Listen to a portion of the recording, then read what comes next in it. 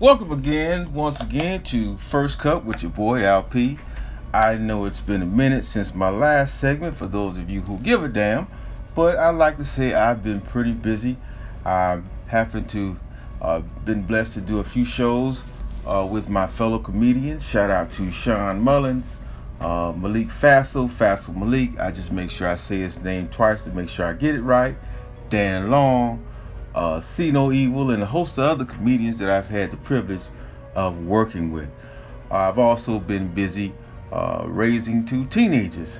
My son, he's heavily into basketball, and I work with him and support him just so he can grow up and say, "Hi, Mom," on national television. But it's all good. We don't do it for the fame or recognition. We as fathers do it for the love. I also want to give a shout out to my daughter as well. She made the girls volleyball team. I'm very proud of that. I'm also drinking some cafe con leche, which is very hot. You usually have to order it and wait an hour later to drink it. But nevertheless, I want to talk about should women in professional sports receive equal pay? This question has once again become a hot topic once the U.S. women's soccer team won its second consecutive World Cup, while the men's U.S. team didn't even qualify this past year and have never won a World Cup. I mean, me personally, I'm all for women receiving equal pay in sports. But let me ask this silly question. Why do we continue to separate women from men when it comes to sports? I mean, we don't have a female armed forces or a female police department. A female doctor just doesn't treat female patients unless she happens to be a gynecologist. But why is it when it comes to sports that we still so many light years behind the rest of society? I mean, most of you are probably going to say, well, it's because men are stronger than women. In most cases, this might be true. However, let's take six-time Super Bowl champion Tom Brady of the New England Patriots. Now, if you took Tom Brady from the time he was a rookie till now and compared his speed, strength to most players in the NFL, you would quickly find out he probably is nowhere near the strongest or the fastest. Yet for the past 17 years, this man has been able to not only compete at a high level, but be considered arguably one of the greatest quarterbacks of all time. From a personal standpoint, my own mother went to work just like my father and still managed to nurture us, prepare dinner for us, and beat our asses when we were wrong, of course, and still hold down a full-time job.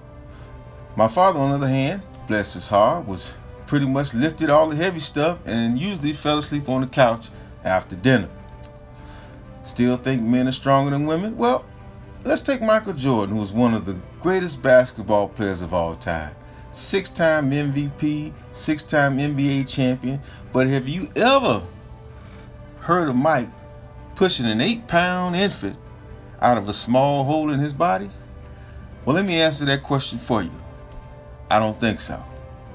However, Serena Williams has managed to do it, and along with other women that I can mention for days who have been able to do this and come back and compete in their field of expertise at a high level as well.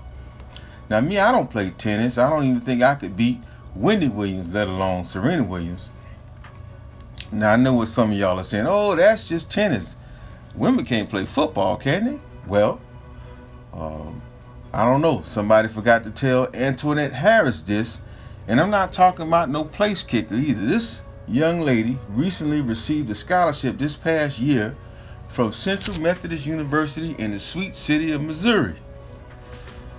You see, when coaches, team owners, and scouts decide to evaluate a player or athlete, they don't just focus on speed and strength. Now, don't get me wrong, these attributes do play a huge part as far as the way a player can impact the team. However, it is just one of many variables that teams look at.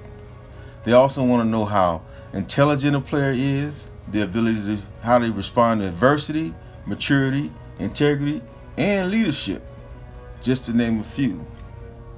So I think just like in the business world or domestic If women were allowed to compete alongside men in sports, this would eliminate the question of whether or not they should be paid equally.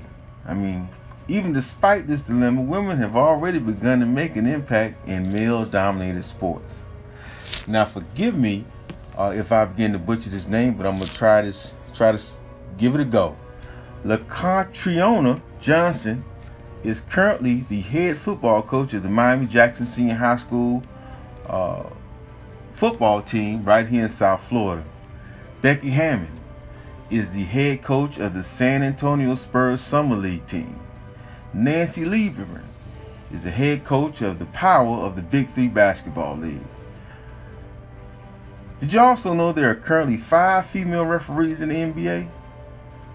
I mean, you don't even have to look past your own neighborhoods to see how strong women are. If those of you who have ever grown up in a single family home, 9 times out of 10, that single parent was your mother. You know, that same person that was in charge of feeding you, clothing you, and pretty much keeping you alive. But yet still we question whether or not a woman can run a spread offense. Really? I'll admit, if women began to compete more alongside women in sports, there might be a bit of a disadvantage at first. However, history has shown us that what women lack in physical strength, they more than make up for with intelligence and determination. I think if women competed alongside men in sports like they do everywhere else, it would be business as usual. Let me know what you think in the comment section. Hit like. Please feel free to comment, share, and also I want to give a shout out to my friend Mark, the promoter.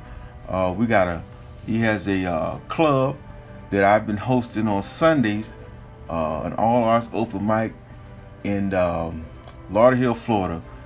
Feel free to hit me up if you're interested, if you have some questions about that venue. Once again, peace, love, and we working.